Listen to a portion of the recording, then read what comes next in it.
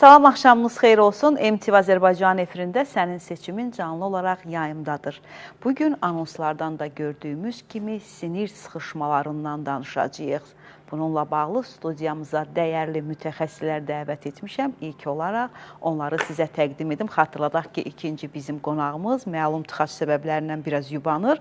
Bir neçə dəqiqədən sonra bizimlə bahəm olacaq. Doktorumuz isə uzman ortoped travmatoloq, mikrocərrah Əliş Təhməzli. Doktor, xoş gəldiniz. Xoş gördük. İkinci dəfədir bizim proqramımızdasınız. Dəvətimizi qəbul etdiyinizə görə öncəliklə sizə dərin minnətdarlığımı bildirirəm. Çünki çox ciddi və aktual bir mövzudan danışırıq. Xüsusən də bu qış aylarında insanların əziyyət çəkdiyi bu ağrılardan. Təbii ki, bu haqda uzman və peşəkar insan danışanda daha çox sağlıqlı mesaj ötürmüş oluruq. Ona görə də mütəmadi olaraq elə zaman olduqca biz doktorla bu efiri bölüşməyə çalışırıq. Doktor, sinir sıxışmalarından bugün mövzu olaraq qoyduq. Təbii ki, bizim doktorumuz medikal doktor, fizioterapevt indi hazırda bir neçə dəqiqədən sonra olacaq. Bahəm bu haqda daha geniş danışacaq. Giriş olaraq sizdən başlayaq. Çünki elə zaten doktor olsaydı da sizdən başlayacaqlar. Sinir sıxışmaları anlayışı özü nədir? Niyə sinirimizdə sıxışmalar başlayır? Öncəliklə Ülviyə xanım, onu deyim ki, artıq bahar gəlib, qış aylarında deyilik. Havalar soyuq keçir, aydındır ki, insanlarımız hələ də o qışın soyuğunu hiss eləyirlər deyə fikirləşirlər ki, hələ də qışdır. Xalqımızın çərşənbəsini buradan təbrik edirəm. Bugün çərşənbə axşamıdır. Xəstəlikləri keçmədən öncə insanlarda bir xoş aura yaradaq öncəliklə. Sinir sıxışmaları özəlliklə yaşlı nəsildə rast gəlinən, yaşlı insanlarda rast gəlinən sinirlərin bir çox bölgələrdən keçdiyi, özəlliklə oynaq bölgələrindən, yəni büküşləri keçərkən o sinirlərin dartılması, uzun müddət gərilməsi onlarda olan sıxışmanı daha bariz bir şəkildə şikayətlərdən ortaya çıxardır. Yəni sinir sıxışmaları sinirin keçdiyi incə dar yerlərdən, keçdiyi yerlərdə hər hansı bir strukturda olan anatomik ya sərtləşmə, yəni ya amiloid depolanma olur yaşlı insanlarda bu metabolik problemlərdən dolayı, özəlliklə şəkər xəstələrində və hamiləlik dönəmində və klimaks dönəmində, yəni hormonal balansın oynadığı müddətdə maddələr mübadiləsinin belə deyək də güncəlləmə keçirdiyi dönəmlərdə toxumalarda sərtləşmələr olur və bu zaman fərqli bölgələrdə sıxışmalar yaranır. Hətta tək sinir kanallarında yox, vətər kanallarında belə yarana bilir. Sinir kanallarında sinirin sıxışması təbii ki, o sinirin inervasiya etdiyi bölgəyə uyğun olaraq, dermatomuna uyğun olaraq hərəsində fərqli əlamətlər verir. Məsələn, əgər əl-bilək kanalında sıxışırsa, orta sinir, buna biz əl-bilək sindromu, karpal tunel sindromu, elmi adı belədir, karpal tunel sindromu deyirik. Quyon kanalında ulnar sinirin şaxəsi sıxışırsa, bunu quyon kanal sindromu deyirik, onu ilk aşkarlayan alimin adı ilə. Ondan sonra dirsəkdə sıxışdığı zaman ulnar sinir, buna kubital tunel sindromu deyirik. Yəni, burada sıxışma formaları bölgəyə görə fərqli ola bilər. Anterior interosöz sinirin, posterior interosöz sinirin, oturaq sinirinin, tibial dediyimiz qamış sinirinin və inci sinirinin fərqli bölgələrdə sıxışmasına uyğun olaraq özünün spesifik bir adları var. Məsələn, radial sinirin onurğa beynindən çıxdığı bölgədən ta gəlib periferiyaya çatdığı bölgələrdə bir neçə dənə yerdə sıxışma ola bilər. Və bu da təbii ki, xəstədə sinir ağrıları, sinir sıxışdığı üçün öncəliklə sinir ağrıları şəklində başlayır və sonraki dönəmlərdə daha çox uyuşmalar, keymələr daha üstünlüyü təşkil edir. Artıq ağrıya bir adaptasiya yaranır bədəndə də. Həm də sinir çox uzun müddət sıxışdığı üçün metabolizması zəifləyir və təbii ki, üzərində olan miyelin qişasında müəyyən atrofiyalar və fibrozlar yaranır. Yəni, bu dönəmdə maddələr mübadiləsi zəiflədiyi üçün sinirin özündə ağrı daşıma hissi zəifləyir. Ona görə keyigir. Ağrıdan sonraki dönəmdə artıq keymə mərhələsi daha çox üstünlük təşkil edir və xəstə bu mərhələni gizli, biraz da belə də laqeyd keçirdir. Həkimə müraciət etmir. Fikirləşir ki, ağlım vardı, yavaş-yavaş keçdi, keyidi, indi nisbətən rahatam, amma bu dönəmdə artıq motor hərəkətlərdə, yəni hərəki sinirlər daha çox zədələndiyi dönəmdə əldə, tutaq ki, əgər söhbət üst ətrafdan gedirsə, əldə hərəkət zəifliyi yaranır. Müqavimətsizlik, bir şey saxlaya bilməməkdə gücsüzlük. Bəli, barmaqlar bəzən görsən, kubital tunel sindromunda çəkilə barmaq kənara uzaqlaşır. Baş barmağı yaxınlaşdırmaq çətin olur. İnterossöz əzəllər oradan pis nəsibini aldığına görə barmaqları yaxınlaşdırma hərəkətlərində zəifləmə başlayır və bu sindromlarda, bu simptomlardan biz xəstəni artıq digər müayinələrə tabi tuturuq. Məsələn, xəstə gəlir, əksərən deyir, doktor, əlim uyuşur, çiynimə qədər, boynuma qədər ağrı verir ki, deyim ki, əksərən biz rastlaşdığımız karpal tunel sindromudur. Yəni, karpal tunel sindromu orta sinirin əl biləyi kanalında sıxışmasıdır ki, özəlliklə sinir periferiyasına doğru, yuxarıya doğru, həm periferiyaya doğru, həm yuxarı mərkəzə doğru ağrılar iritasiya edir, yayılır və xəstənin bəzən səhvən, belə deyim də, boyun yırtığı da varsa paralel, müalicəsi, fizioterapiya ilə falan, yəni yanlışlıqla fizioterapevtlərin yanından bizə gələn xəstələr, pasiyentlər çox olur, təəssüflər olsun ki, hətta bəzən görürsünüz ki, həkim olmayan fizioterapistlər belə girişib bu cür patologiyalarda biz onu yaxşılaşdıracağıq, fizioterapiya olmalısın. Təbii ki, ilkin bir-iki prosedürdə qanlanma nisbətən yaxşılaşdığı üçün xəstə bir neçə gün nisbi fayda görür, amma təəssüflər olsun ki, sinir sıxışması olan xəstələrin əksəriyyətində bu xəstəliklər cərrahi xəstəliklərdir. Yəni, bunlar gec-tez ortoped travmatoloqa müraciət etməyə məcbur qalır. Doktor, bunun nə qədər zamanında artıq tam təsbitini tapır ki, bu sinir sıxışmasıdır və bizim bildiyimiz, çox da bəsit yanaşdığımız sinir ağrısı deyil. Nədənsə insanlarda qolumuzda keymə, əllərimizdə bir az uyuşma olduqda sinirlə bağlı müraciət edəcəyimiz tək ünvan nevroloqlar ağlımıza gəlir.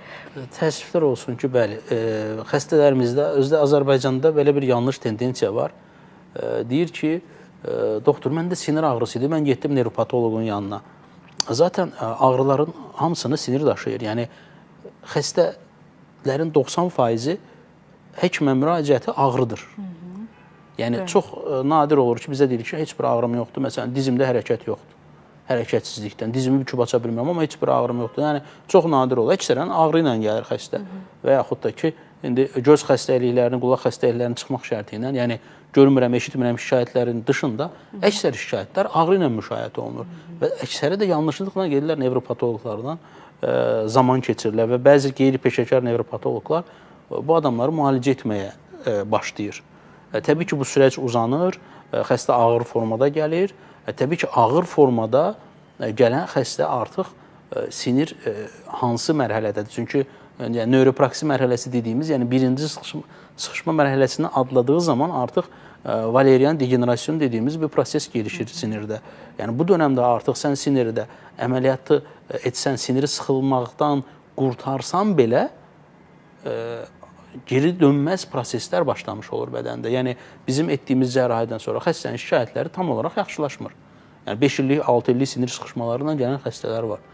Və onlarda da dediyim kimi, yəni hərəkət ağır olur, tezdən duranda məsələn əllərini işlədə bilmirlər, əl hərəkətləri ağır olur. Onlar dərk edə bilmirlər bu niyə belə olduğunu və bir müddət sonra buna alışırlar və fikirləşirlər ki, hər halda yaşlaşıram. Artıq əzəllərim atrofiyaya gedir, ona görə mənim əllərim belə işləmir. Artıq bunu qəbullanan insanlar olur.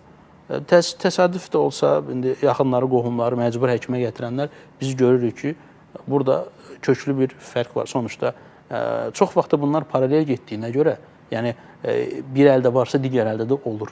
Çünki ona təsir edən amillər dediyim kimi əsasən hormonal amillər olduğuna görə çox vaxt paralel gedir. Yəni biri bir mərhələ öndə, bir mərhələ geridə ola bilər. Yəni biri axırıncı mərhələdə, belə deyim də, yüngül forma sıxışmada ola bilər, orta ağırlıqda və ağır formada da ola bilər. Yəni ağır formada olanda artıq digər əlinə bəzən fərq olanda hiss eləyə bilir xəstə.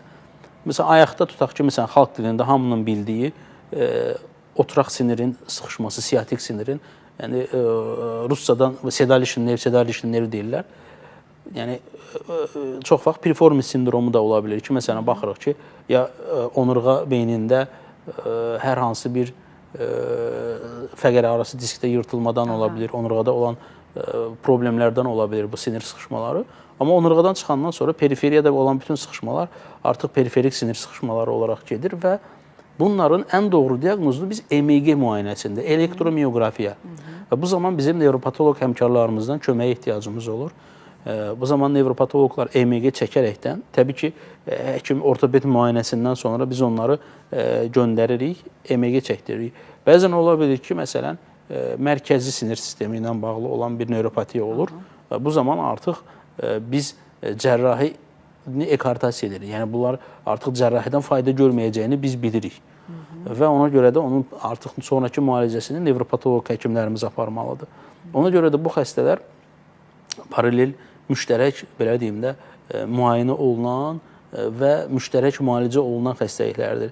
Əgər diaqnoz qoyulur ki, burada sinir sıxışması var, dərəcəsinə uyğun olaraq bunu birmənalı şəkildə ortoped, travmatoloq, mikrocərrah müdaxilə etməlidir. Bəzi bölgələrdə neyrocərrah dostlarımız var, həmkarlarımız var, onlar da müdaxilə edirlər. Amma əl və ayaq anatomiyasında daha çox mikrocərrahi müdaxilələrin olması daha peşəkar bir yanaşmadır. Bəli. Çünki biz fəsadlı xəstələrdə görürük ki, anatomiyaya tam hakim olamamağın və yaxud da gedişatın, patogenezin tam dərk etməyən bəzi, belə deyim də, həmkarlarımız olur ki, orada məsələn, bəzi şeylər əksik qaldığı zaman, bəzi əməliyyat sonrası prosedürlər əksik qaldığı zaman xəstələrdə təkrarlama olur və kitabən bu təkrarlamalar da 5-10% arasındadır.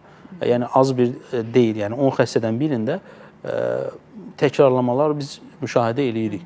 Təbii ki, bu şeyləri diqqət etdiyi zaman bu faiz nisbətini biz 1%-ə qədər endirə bilmişik öz nəticələrimizdə. Doktor, yəqin ki, bunlar anadan gəlmə formada doğulmalar olurmu? Sonradan qazanılmış göstəricilər əsasında daha çox xəstəliklər yaranır. Anadan gəlmə bəzi anomaliyalar ola bilər. Məsələn, dirsəkdə ola bilər, bəzi anomaliyalar ola bilər.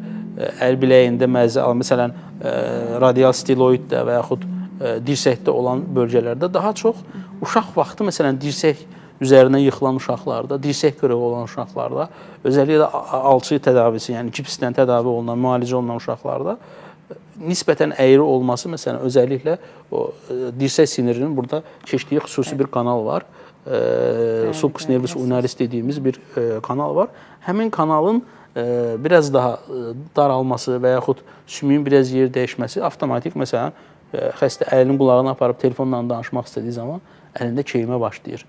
Yəni, primitiv şikayətlər bundan başlayır və anomaliyalarda da biz dediyimiz kimi tarzal tunel sindromuna anomaliyalardan dolayı və dirsəkdə olan anomaliyalardan dolayı kubital tunel sindromuna daha çox rast gəlirik.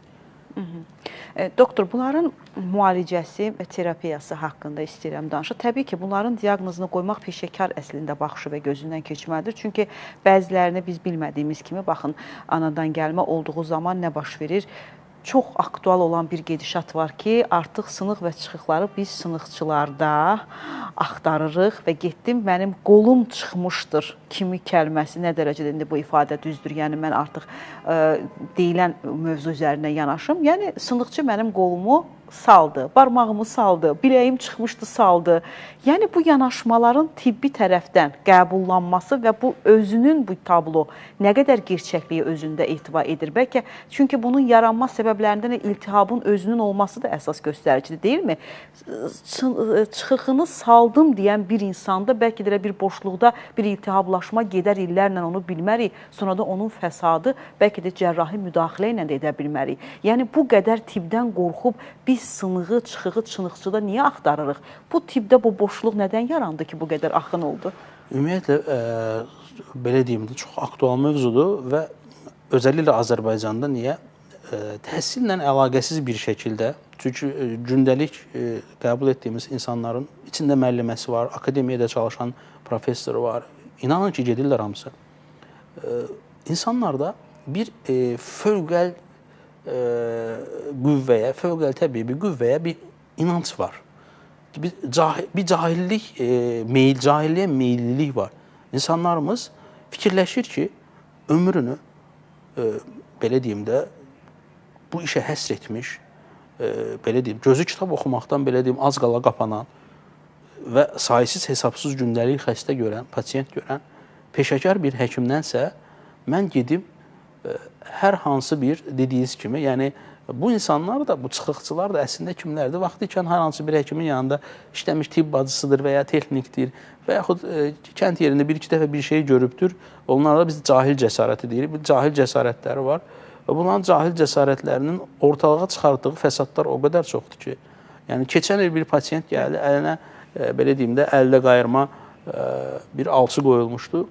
Təbii ki, əlinə qırıq olduğuna görə və ödəm yarandığına görə əlin dolaşımı, qan dolaşımı pozulduğuna görə əli artıq qaraldı, nekroza getdi, amputasiya olundu. Və siz inanırsınız bu adam yəni öz ixtiyarı ilə getdiyinə və o çıxıqçı nə həbs olunmadı, nə heç bir cinayət məsuliyyəti daşımadı. Yəni bu şeyləri görəndə cəmiyyətdə təbii ki, biz istər-istəməz bunu efirdən xalqımıza belə deyim də məlumatlandırmaq üçün deməyə məcburuq ki, sağlamlıqların dəyərini bilsinlər. Ola bilsin, hər hansı bir həkimə gedə bilməzlər. İndi şükür Allaha, sağlıq sığorta sistemi artıq belə deyim də təkmilləşir. Ölkəmizdə neçə ildir bu proses inkişaf eləyərək gedir. Dövlət xəstəxanalarında artıq dövlət strukturlarında gedib rahat bir şəkildə bunlar tibbi xidmət görə bilirlər. Normal bir tibbi xidmət görə bilirlər. Yəni, çıxıqçıya gedən insanlar, mən anlayıram, indi gecə növbəsində gedib hər hansı bir xəstəxanada rezident bir həkimin və yaxud yetişməkdə olan bir həkimin görməyi falan, onu sən hər hansı bir çıxıqçı ilə müqayisə edə bilərsən, amma peşəkar bir həkimin müdaxiləsini və yaxud səhərsi gün get, peşəkar bir həkim sənə baxsın, yəni o qədər fəsadlar görür, inanın. Bugün ikisinə baxmışam, inanın. Özdə bir dənəsi xəstənin biri Türkiyədə yaşayır, Türkiyədən yanıma gəlib, evladları burada yaşayır, valideyni Türkiyədə yaşayır. Gedib orada da tapıb çıxıqçını. İnanırsınız, yəni Türkiyə vətəndaşıdır. Sığorta sistemi var, orada da eyni formada və xanım gedib çıxıqçını tapıb biraz da problemini şiddətləndirib. Bəli.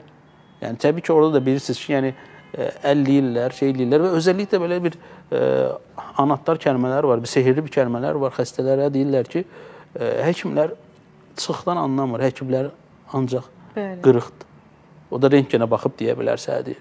Yəni, siz fikirləşirlər ki, hər hansı bir dəllal, şarlatan, yəni heç bir kitab oxumamış bu barədə ki, yəni bir tələbə, tibb tələbəsinin yetişməsi üçün bu adamlar illərlə anatomiya oxuyurlar və meyitlər üzərində sayısız hesabsız əməliyyatlar və təcrübələr keçirlər. İnanın ki, bir oynağı, məsələn, olur ki, şəkərli diabetli xəstələr gəlir ki, şəkərli diabetli xəstələrdə bilirsiniz, strukturlar, yəni infeksiya ilə paralel nekrotik toxumalar çox olur. Baxmayaraq ki, bağlar nekroza gedir, kapsula nekrozlaşır. Ona rəğmən amputasiya olunan ayaqlarda biz oynağı oynaqdan ayırmaqda o qədər çətinlik çəkirik ki, deyim ki, belə deyim də, hər tərəfə hərəkəti olan çiyin oynağında çıxıqlar çox olur. Və bunu xəstələr özləri də yerinə salırlar. Heç nə çıxıqçıya getmədən, nə həkimə getmədən. Artıq vərdişli çıxıqlar deyirik biz bunlara. Dirsəkdə ola bilir uşaqlarda daya dirsəyi dediyimiz əlindən tutub dartarkən olan çıxıqlar. Bunlar rahatlıqla yerinə salına bilir. Amma ayaq biləyində təəssüflər olsun ki, qırılmadan çıxma halları çox nadir rastlaşırıq. Amma digər ki, bütün xəstələrə sənin barmağın çıxmışdı, çünki gəlib sənin barmağını dartışdırım yerinə salım. Oynağı dartışdırıb buraxmaq onun çıxıq olduğunun əlaməti deyil. Çıxıq o qədər şiddətli bir ağrı verən və avtomatik deformasiya verən bir prosesdir ki də, nəsə insanlarımızın, belə deyim də, bu cahilliyə, cəhalətə bir meyilliliyi var. Bu Rusiyada da belədir, bu Türkiyədə də belədir, bu Avropada da belədir, bu Amerikada da belədir. Bəli, çox təəssüflər olsun.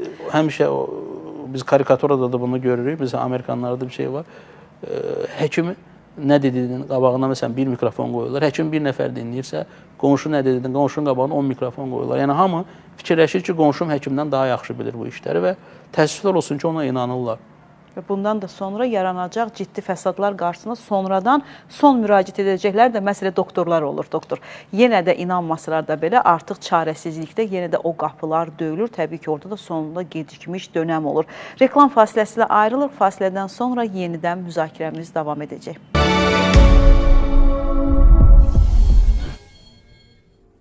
Reklam fasiləmiz bitdi. Yenidən müzakirəmizi davam edək. Xatırladaq ki, bugün sinir sıxışmalarından danışırıq. Bizim növbəti dəyərli doktorumuz da artıq təşrif buyurdu. Onu da təqdim edək. Məhəmməd Şükürov. doktor, medikal doktor, uzman, fizioterapist. Doktor, xoş gəldiniz. Məlum səbəblərdən biraz tıxacla əlaqədar yubandınız. Təbii ki, canlı efir olduğuna görə bunlar normaldır. Təbii ki, elə doktorla giriş o əsasında biz giriş etdik və birazca da olsa mövzuya toxunduq. Sinir sıxışmalarının əslində qarşı tərəfdə sizin sahənizdə böyük bir məsuliyyət düşür. İndi paralel gedişatdan da danışacağıq, amma telefon xəttində tamaşaçımız var, bizi gözləyir. Bayaqdan sizi eşidək, sonra yenidən müzakirəmiz davam edəcək. Axşamınız xeyir olsun. Buyurun, eşidək sizi. Xuday Fikrət Bilaloğlu, Açmaz ayından. Buyurun.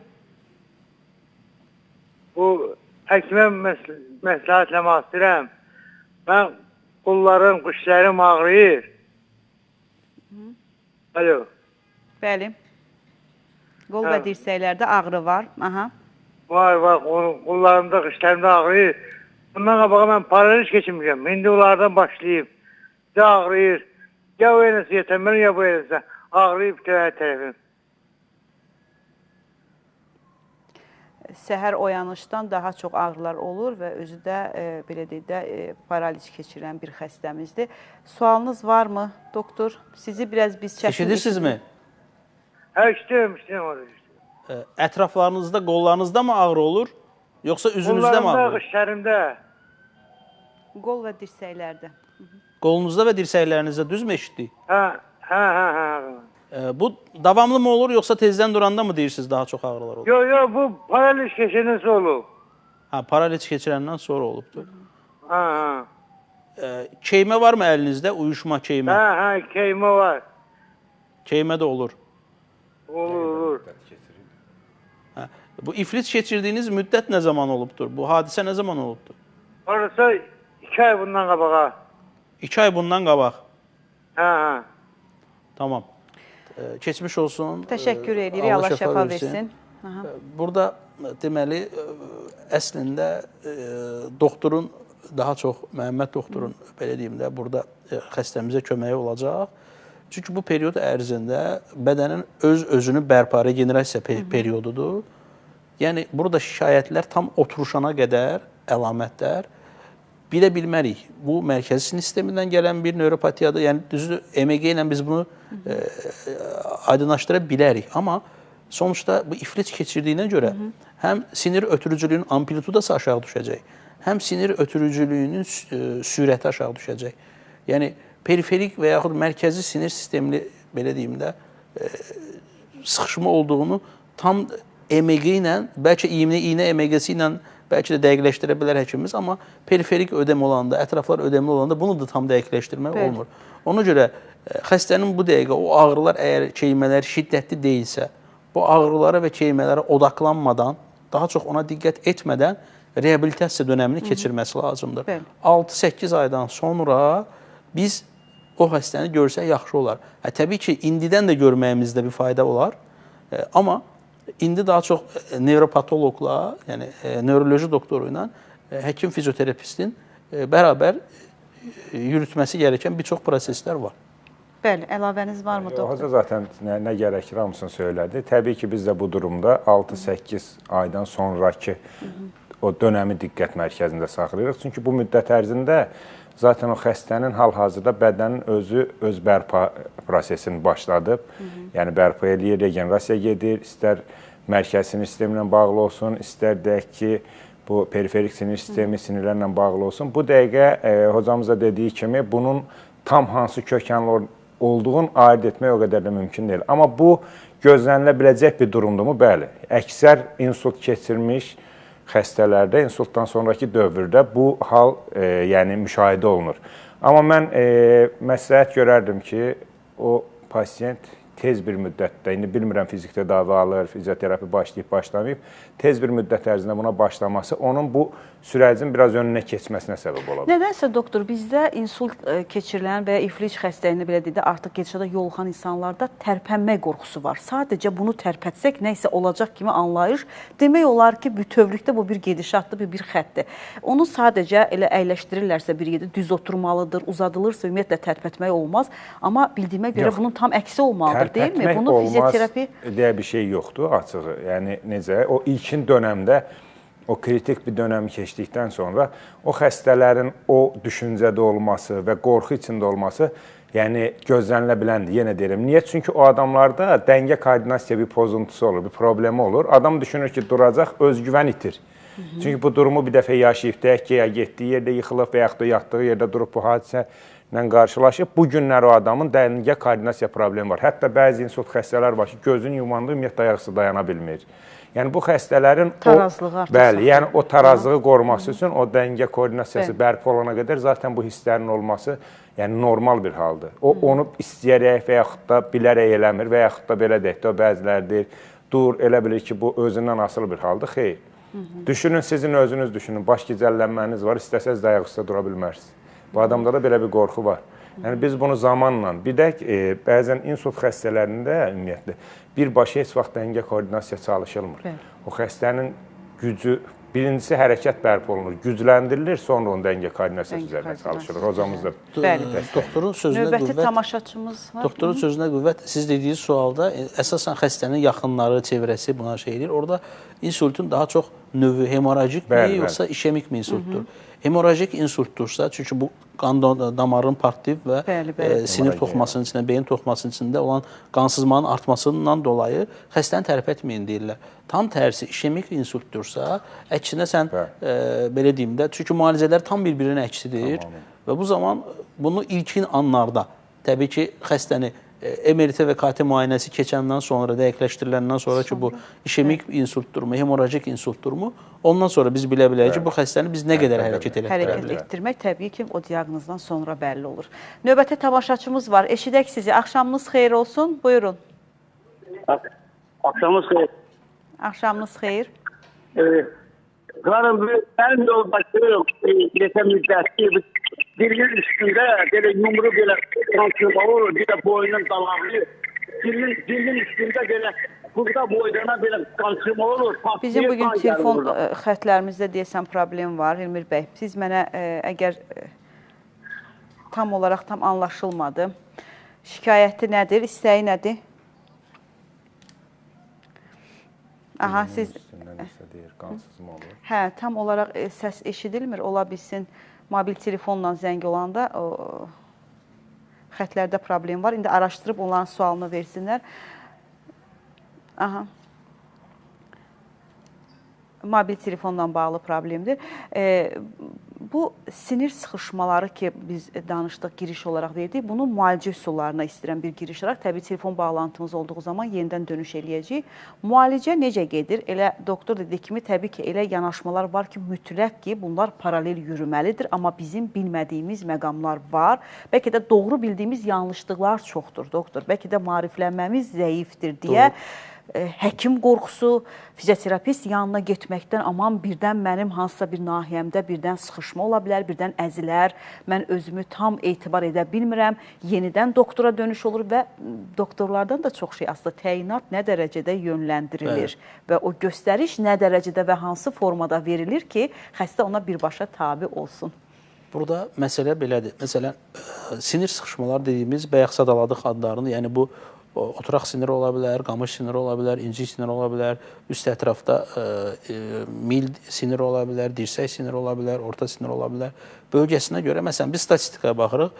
Avropa statistikasında, məsələn, əhalidə ən çox rastladığımız sinir sıxışması 5% hallarda, yəni 5% də ciddi bir faizdir artıq. 100 nəfərdən 5-i deməkdir. 100 nəfərdən 5-ində karpal tunel sindromu var. Məsələn, əksər cərrahlar yaşlandığı zaman, çünki əl işi gördüyü zaman, əksərində bu başlayır. Hətta gənc yaşlarda belə başlayır. Amma əsasən bunlar 40-50 yaş və sonrasında başlayır bunlar. Və məsələn, karpal tunel sindromu olmuş xəstələr davamlı bizim yanımıza gəldiyi üçün, məsələn, karpal tunel sindromunu və yaxud kubital tunel sindromunu və bəzən dediyim kimi yanlışlıqla fizik tədavi ilə müalicə etmək istəyən həkimlərimiz olur ki, bunların əksəriyyəti, yəni yüngül formalarda biz inyeksiyalar falan edirik, amma əksəriyyəti cərrahi xəstəliyi olduğu üçün 2 il ərzində bunlar bir cərrahi müdaxiləyə məruz qalırlar. Çünki şikayətlər onlardan belə əl çəkmir və onlar da bizdən əl çəkmirlər. Bəli. Amma məsələn, oturaq sinirinin piriformis sindromu dediyimiz armuda mənzər əzələnin altında oturaq sinirinin sıxışması.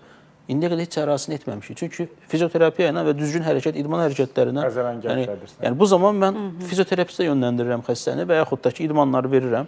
eləsi olur ki, həqiqətən də bu idmanları dərk eləyir, düzgün bir şəkildə özü evdə eləyə bilir. Bəzisi də deyir ki, mən bunu həkim kontrolunda düzgün etmək istəyirəm. Fizioterapistlə.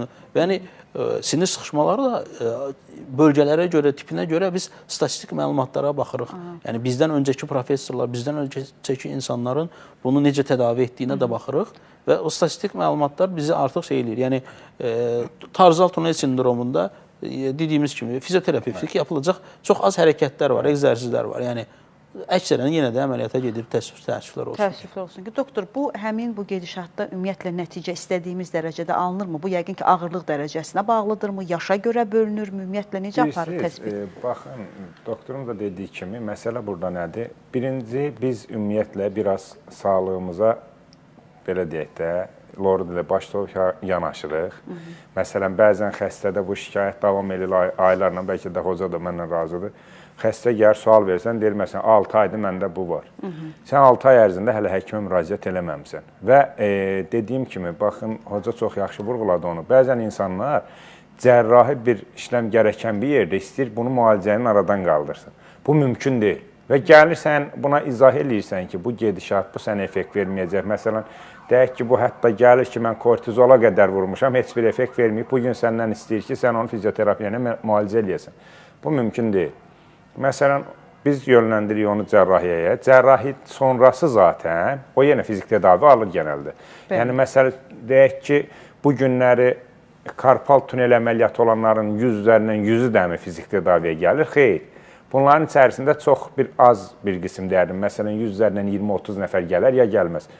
Bizim də orada eləyəcəyimiz şey nədir? Yenidən həmin o, belə deyək də, cərrahi işləm görmüş əldə bəzən elə olur ki, sinir uzun müddətli orada sıxışdığına görə sinir hasarı olur. Biz onu o müalicə müddətində onun, belə deyək, reabilitasiya müddətini biraz qısaldırıq. Yəni, əlimizdən gələn qədər çalışırıq ki, o problemləri tez aradan qaldırırıq. Amma yoxsa biz, belə deyək, orada sıxışmış və ətrafı ödəmləşmiş, artıq miyelin... Gecikmiş. Yəni, iltihab bir yerdə varsa zaten sinir, orada miyelin qıcıqlarını, bağrını verəcək. Yəni, sinir ətrafındakı miyelin... Mən dediyim odur ki, bəzən xəstələr düzgün ünvana müraciət eləmir. Bayaq elə verilişə gələndə də hocaya dedim. Yəni, və bu günləri ölkədə bir həkim qorxusu yoxdur. Bayaq siz o söz dediniz, diqqətimi çək. Həkim qorxusu yoxdur əslində. Həkim adı ilə yalandan çalışanların qorxusu var. Bizim bugün ölkəmizdə... Çünki, doktor, sizlər nə qədər ki efirə, baxın, nə qədər vaxtda sizin xahişinizi, zamanınızı ayırırıq gətirmək üçün, təbii ki, sıx qrafiklə çalışdığınız üçün, nə qədər ki sizlər çıxıb bu dərəcədə maarifləndirici danışmadıq üçün, meydanlar qalacaq. Siz dediyiniz özlərini hər şeydə bilici bilən insanların ümidinə və təbii ki, tamaşaçılarımız da artıq qınanılacaq vəziyyətdən kənar dururlar. Tam haqlısınız. Telefon xəttində növbəti tamaşaçımız var. Eşidək sizi. Axşamınız xeyir olsun. Buyurun.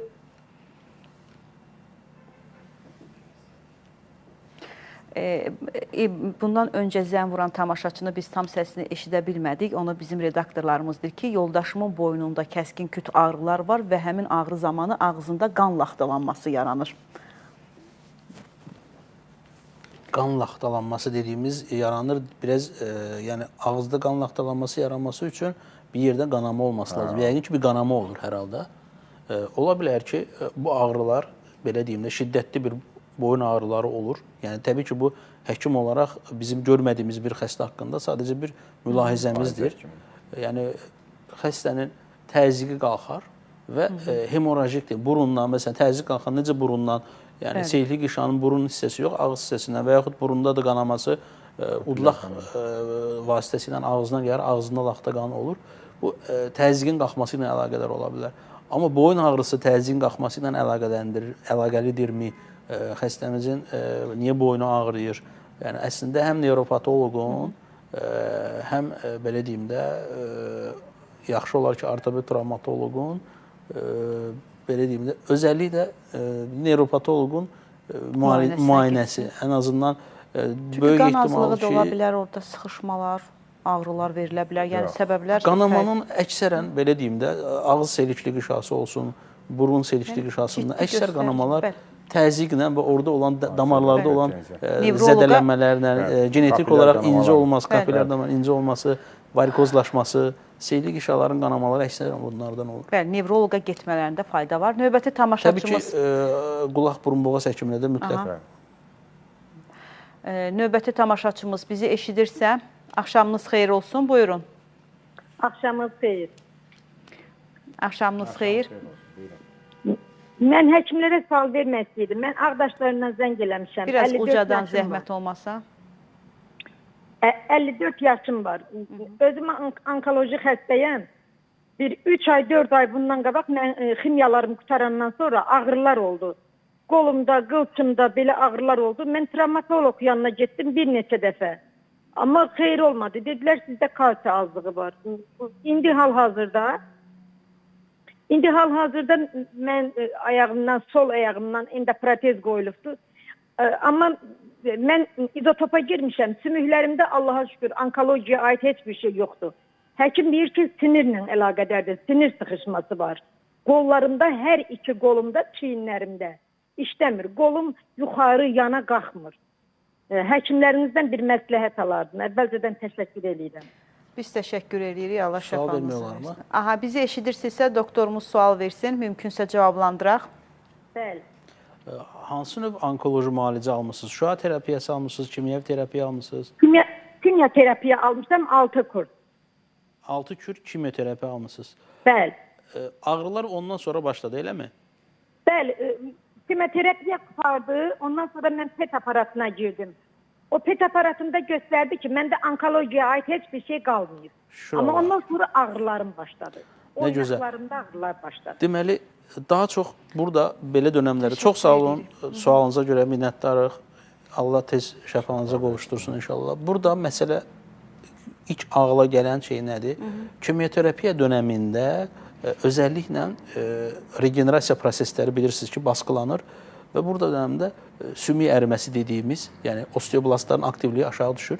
Sümük əriməsi dediyimiz bir period başlayır və sümükdə demineralizasiya getdiyi üçün, yəni mineralsızlaşdığı üçün burada bütün oynaqlarda və sümüklərdə belə deyək də yayğın ağrılar başlayır.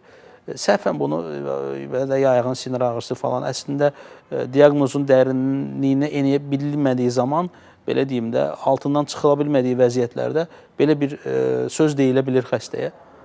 Burada bir ondan şübhələnmək olar. Yəni dediyimiz kimi, əgər yayğın bir şəkildə ağrılar varsa, başqa bir şəkildə də ola bilər ki, aldığı kimyoterapik dərmanların belə deyim də səbəbi ilə bədəndə dediyimiz kimi regenerasiyanın aşağı düşməsi və yaxud da belə deyim də sinirlər də burada zədələnə bilər. Məsələn, biz şüa terapiyasında daha çox görürük ki, məsələn, periferik ayaqda və yaxud əldə Allah uzaq eləsin onkoloji proses olanda şüa terapiyası aldığı zaman sinirlərdə ciddi nekrotik zədələnmələr də görə bilirik. Bunlar ola bilər, amma yayğın bir şəkildə belə ağrıların olması mən tövsiyə edirəm ki, sümük mineral densitometriyası olunsun, ona uyğun da tədavisi görülsün. İnşallah ki, sağlığına qovuşar. İnşallah. Əlavəniz varmı doktor, yoxsa telefon xəttinə tamaşaçımızı? Mən də onu demək istəyirdim ki, sümük densitometriyası eləsin, bir sümük tərkibinə baxılsın. Bir də mən sadəcə bunu deyə bilərdim ki, adam bir D vitamini əksikliyi varmı, yoxmu, bunlara baxılsın. Bu durumda hoca da dediyi kimi, immun sistem baskılandığı üçün aldığı kimyoterapiyaya bağlı. Bəli, sümük tərkibi də düşmə ehtimalı da var, D vitamini də düşə bilər və bu tək belə deyim də. Çünki böyük bir mücadilədən çıxmış insan. Bəzən pasiyent sual verəndə ona konkret cavab verə bilmirsən, inciyir, elə bir nəsə bir şey deyirsən, gəl müayinə eləyim, inciyirlər. Elə izah eləyə bilmirsən ki, telefonda və ya mesajda xəstə müayinəsi olur. Sadəcə mülahizə kimi deyirik. Mülahizələr üzərində. Tamam, eşidək, hər iki nömrələrdən, zənglərdən tamaşaçılarımız gözləyir. Təbii ki, biz doktorlarımızın dəyərli fikirlərini anidən kəsib birbaşa telefon bağlantısına keçə bilmirik. Ona görə biraz anlayış göstərin. Səbirsizlik var, doktor, səbirsizlik. Tamam, biz sizi bir-bir eşidək. Qısa-qısa da hər birinizə yardım etməyə çalışacaq doktorlarımız. Eşidək sizi. Axşamınız xeyir olsun. Buyurun. Alo. Bəli, eşidirik sizi. Buyurun, axşamınız xeyir. Mənəm xəttəyi xanım. Bəli, eşidir. Canlı efirdəsiz. Buyurun. Hanım, bu yoldaşımla bağlıdır. Uzun müddətli, hardasa bir 5 aydır ayaqlarından əziyyət çəkirdi. Yerimək qabiliyyəti yox idi demək olar. Hardasa bir 5 aydır. nevrologların, nevrocərrahların qəbullarında olmuşuq. Əksəriyyəti sinirin üstünə yıxır ki, daha bunun problemi sinirdir. Ona görə xahiş eləyərdik bir dənə həkimlərdən görək həqiqətən bu sinirin müalicəsini necə eləyəcək ki, bu heç olmasa yeriyə bilsin az deyil. Siz nevropatoloq da olmuşsunuz da, nevrolog həkim görüb də sizi? Bəli, kliniki tibb mərkəzdə. Səs çox uzaqdır. Onlar da axırda son sözləri oldu ki, nevroloqa yönəltsə. Klinik mərkəzdə nevrolog yanında olmuşuq, amma nəticəsi yoxdur. Yeriyə bilmir. Nə edək ki, ən azından yürümə qabiliyyətini qaytara bilək. Yəni, belə deyim, əslində xəstənin müayinə olunması lazımdır. Çünki niyə belə vəziyyətə Yeriyə bilmir, o səbəb bilmir. Bəli, bu nəticədir əslində yeriyə bilməmək səbəbi. Yeriyə bilməməsinin səbəbini araşdırmaq üçün həm belə deyim də, nevropatoloqun baxması ki, əksərən indi bunlarda bu hadisələr nədən sonra anamnezinə enmək lazımdır. Yəni, klinik, belə deyim də, diaqnozun bəlkə də %70-i anamnezdə yatır. Proses necə başladı, nə oldu, sonra nə oldu? Xəstəni bir dinləyəndən sonra 15-20 dəqiqə dinləyəndən sonra sənə artıq həkim kimi aşağı-yuxarı bir beynində bir tablo canlanır ki, bu xəstədə nələrin olma ehtimalı var.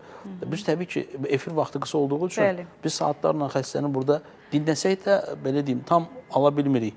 Ondan sonra da dediyimiz kimi əl müayinəsi aparılır. Hansı əzəlləri bu dəqiqə aktivdir, hansı əzəlləri passivdir, hansı əzəlləri uzun müddət yatmaqdan dolayı atrofiyaya gedibdir, hansı əzəlləri sinir inervasiyası zəiflədiyindən dolayı atrofiyaya gedibdir. Bunları aydınlaşdırandan sonra biz bilə bilərik ki, nələr edə bilərik. Bəli, yaxşı olardı ki, siz elə tam mütəxəssis yanına elə müayinə üçün müraciət edəsiniz, ondan sonra diaqnoz təsbit olunsun və müalicəyə başlanılsın. Növbəti xəttdə gözləyir bizi tamaşaçımız. Sizi də eşidək. Axşamınız xeyir olsun. Buyurun. Axşamınız xeyir. Axşamınız xeyir. Buyurun. Deməli, mənim nənəmin onurğasının aşağıda onurğasının 4 dənə fəqərəsi MRT eləyib və orada sürüşmə var. Amma ağrı belinə vurmur. Yəni, yoxdur ağrı belində, ancaq ayaqlarına vurur ağrı. Beldən aşağı vurur. Yəni, bunun səbəbi nədir? Yəni, ayaqlarda yatır. Gəzə bilmədən. Belində sürüşməsi var, ayaqlarına ağrı verir. Belinə ağrı vurmur, ağrı tam ayaqlara vurur. Nədir səbəb? Səbəb zaten... Təşəkkür edirik zənginiz. Böyük ehtimal ki, sürüşməyə bağlıdır. Böyük ehtimal ki, orada müəyyən disk yırtıqları da var. Olması şərt deyil. Əgər beldə bir sürüşmə varsa, bu aktiv, yəni biri var, sürüşmə olandan sonra bağlar orada möhkəmlənir və pasiv bir şəkildə qalır. Xəstə arıqlayır, müəyyən ölçüdə bədən əzəlləri onu tarazlayır. Amma aktiv şəkildə sürüşməsi varsa, yəni hərəkət zamanı onurğası instabildirsə, yəni stabil deyilsə, o zaman sinir ağrıları, periferik sinir ağrıları verməsi çox doğaldır, normaldır. Amma təbii ki, doğru-dürüst müayinə olunandan sonra bəlkə də başqa səbəblər var. Yəni biz burada sadəcə özünün dediyi informasiya əsasında bir fikir yürüdə bilərik ki, niyə ayaqlara vurur, bu ayaqlar niyə ağrıyır? Çünki normaldır zaten. Gözlənilən də budur ki, ayağa vurmalıdır. Adamda bir spondilistezis var, sürüşmə var və adam sürüşürsə, bu da periferik sinirlərə, hocam da dediyi kimi təsir edir. Bu dinamikdir, hal-hazırda tərpənirsə, orada yeri möhkəmlədib bağlarla fiksasiya olunmayıbsa, bu sürüşmədən sonraki dövr, bu adam hər hansı bir hərəkətdə bu ağrının verilməsi və yayılması normaldır. Bu durumda bu xəstələrin fizioterapiya ilə müalicəsi mümkündürmü? Başından deyirəm, heç bir vaxt mümkün olmur. Çünki bu daimi orada hərəkət edib sürüşdüyünə görə sən fizioterapiya ilə bunu stabil saxlaya bilmərsən. Bunun bir dənə yolu var. Cərrah tərəfindən onlar orada fiksasiya olunmalıdır fəqərlər üst-üstə və yaxud da travmatoloq cərrah tərəfindən bunlar olunur. Nə demək istəyirəm? Bu, bəzən pasiyentlər elə başa düşür ki, yırtıq və yaxud da beldəki sürüşmə ilə bel ağrı verməlidir. Belə bir durum yoxdur. Çünki onun həmən sinirin dermatolog alanı, innervasiya elədiyi alan zaten özündən aşağı səviyyədə və ətraflara yayılmalıdır. Normalda da bu ağrının bu şəkildə yayılmasını gözləyirik biz. Məsələn, beldə əksəriyyət ağrıların səbəbi, hocam da təsdiqləyər, xroniki bel ağrılarına bağlı və yaxud da xəstələrdə böyrək ağrısı belə vurur. Çox vaxt yırtığın ağrısı heç bel nahiyəsində qalmır. Aşağı nahiyələr. Yəni, aşağı nahiyələr daha çox yayılır. Ona görə də yəni, bu tip hallarda bayaq da dedik, amma yenə də müayinə çox önəmli bir şərtdir. Bəzən bir şey deyim sizə, xəstə pasiyent müraciət edir, belində yırtıq var və ayaqlarında şiddətli ağrı var. O zaman dəfələrlə olub, məsələn, biz bunu araşdırmışıq ki, o yırtığın ağrısı deyil, adamın ayağında varikoz var və yaxud da başqa damar problemi var. Başqa səbəb heç bir yırtığa bağlı deyil. Tamam, başqa səbəb. Amma ancaq yırtıq üzərində çalışır və heç vaxt ağrısı kəsmir. Bilmədiyimiz yanlışlıqlar var ki, növbəti tamaşaçımız var. Eşidək sizi, axşamınız xeyir olsun, buyurun.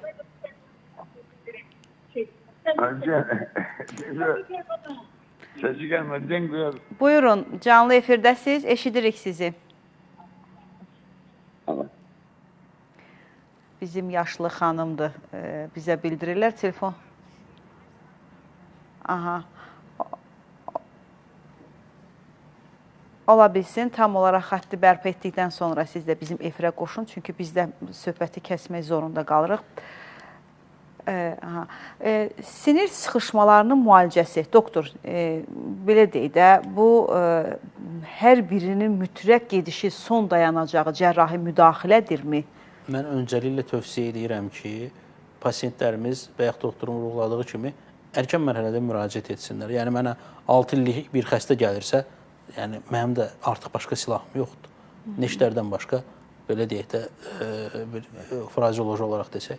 Amma burada ilkin mərhələlərdə biz müalicə üsullarımız var və çoxdur. Ona görə yüngül formada sinir sıxışmaları zamanı, gəldikləri zaman, ilkin mərhələdə müdaxilə etdiyimiz zaman, müalicə etdiyimiz zaman həm də remissiyamız uzun olur. 2 il, 3 il bu xəstələr artıq həmin problemdən şikayətçi olmurlar. Bu da önəmli bir müddətdir insan ömrü üçün. Yəni, çünki bəzi əməliyyatlardan sonra təəssüflər olsun ki, təşkillanmalar ola bilir. Dediyimiz kimi, indi bizim şəxsi statistikamız 1% olsa da, amma kitab yazır ki, 5% hallara qədər təkrarlanma, hətta 10% yazanlar da var, yazarlar. Ona görə də ilkin mərhələlərdə, mütləq ki, ilkin mərhələlərdə müraciət etsinlər. Nəticə uğurluya, bəli, gedişat çox böyük bir şans var. Gəncədən telefon xəttində tamaşaçımız var, intizarla saxlayırıq. Buyurun, əgər son dəqiqələrdir artıq efirimizin. Axşamınız xeyir. Axşamınız xeyir olsun. Buyurun, eşidək siz. Mən insülit xəstəsiyəm, 3 ilə yaxındır. Az da olsa yeriyirəm. Müalicə götürmüşəm Bakıda, Melikov adına Balnisədə. Bəli. İndi az da olsa yeriyirəm. Amma qolumu yuxarı qaldıra bilmirəm. Xahiş edirəm o həkimlərdən. Bunun nəticəsi nəticə desin də, dərmanı nə eləyəsiyəm desin də, qadanız alın. Suallarınız var mı? Doktor, istəyirsiniz? Burada əslində Allah şəfa versin. Allah şəfa versin və Allah ömür versin sizə. Belə deyim də, tam adresinə zəng eləyib, amma təəssüflər olsun ki, mütləq ki, gəlməlidir, biz onu baxmalıyıq, müayinə etməliyik, bilməliyik ki, çiyinləri niyə qalxmır, nə işləmir. Mütləq fizioterapiya görməlidir, qaçılmaz bir şəkildə. Çünki indiyə qədər ağrıyıbsa, ciddi bir şəkildə əzələ atrofiyası, müəyyən bir sıxışması, belə deyim də, var. Biz onu aydınlaşdırandan sonra böyük ehtimal ki, iynəsiz, dava dərmansız ki, onun istədiyi iynədir, amma biz onu böyük ehtimal ki, iynəsiz, dava dərmansız, bədəndə hər hansı bir kimyəvi maddə yeritmədən müalicə eləyə biləcəyik. Gəlsinmi, doktor? Gəlsin. Yəni, yenə deyirəm, bax, bir də bayaq dediyiniz kimi doğru bilinən yanlışlar mövzusuna gəlim. Bizdə belə bir tendensiya var. Sinir insult keçirmiş adamı ildə 2 dəfə göndərirlər hansısa bir dövlət klinikasına 15 günlük bir müalicə. Mən bir mənalı şəkildə deyirəm, hoca da bunu təsdiqləyər. Heç bir insult xəstəsi ildə 2 dəfə 15 gün müalicə almaqla düzəlib normaya gəlməyəcək. Bu insult ümumiyyətlə davamlı şəkildə bir neçə kurs almaqla, davamlı şəkildə istənilən sonuca çatana qədər davamlı müalicə olunmalıdır, bir. İkincisi, bugün o xəstə, hocam da dediyi kimi, artıq orada mən əminəm ki, əzələlərdə gücsüzləşmə də var, atrofiyalaşma var və qol uzun müddət hərəkət etmədiyinə görə, hocam təsdiqləsin, artıq orada donukomuz da var, o qol qalxmır. Bugün və bir şey də var.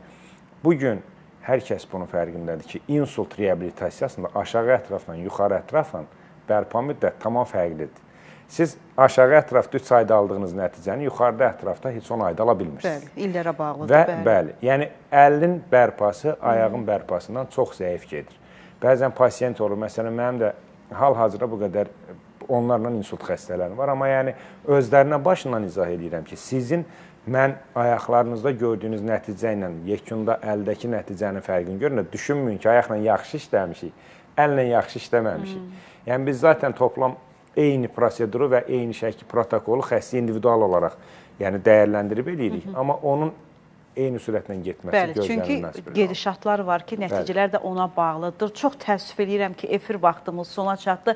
Onu sizə deyim ki, hər iki nömrədən sonsuz hesabsız telefon zəngləri var. Çox-çox üzürlü sayın, biz sizi efirə qoşa bilmədik. Amma geri dönüş edərək doktorlarımızın hər birinin əlaqə nömrələrini götürə bilərsiniz. Mən Yeganə xanımdan və Elmir bəydən xahiş eləyəcəm, çünki nömrələr istənilir. Bizim bəli, 24 saat həmin göstərilən nömrələr aktivdir və ona dönüş edərək nömrələri götürə bilərsiniz. Çünki baxın, danışdıqca onlar artıq özlərində gedən, bəlkə də özlərinin də bilmədən buraxdığı yanlışları artıq dərk etməyə başlayırlar. Çünki insan bir şeydən bilgisiz olanda o yolu düz istiqamət üzrə getməkdə çətinlik çəkir. Kimə getsin, necə getsin, niyə getsin və nədən getsin? Suallar çoxdur, amma cavabsız qalan məqamlar da çoxdur. Sizin hər birinizə dərin təşəkkürümü bildirirəm. O gözəl zamanınızı, dəyərli zamanınızı bizimlə bərabər keçirdiyiniz üçün və xatırladım ki, bugün bizim dəyərli mütəxəssis əslində sözünün əsl mənasını işinin peşəkarı olan insanlardır və əgər bu, belə deyək də, xəstəlikdən, bu gedişatdan əziyyət çəkiriksə, düşünmədən belə işinin profesional olan insanlara müraciət etməkdən çəkinməyin, çünki hər gün bizim əleyhimizə işləmiş olacaq. Bugünlük bu qədər sağlam can və sağlam düşüncə arzulayıram, çünki hər şey sağlam düşüncədən başlayır. Salamat qalın, gecəniz xeyrə qalsın.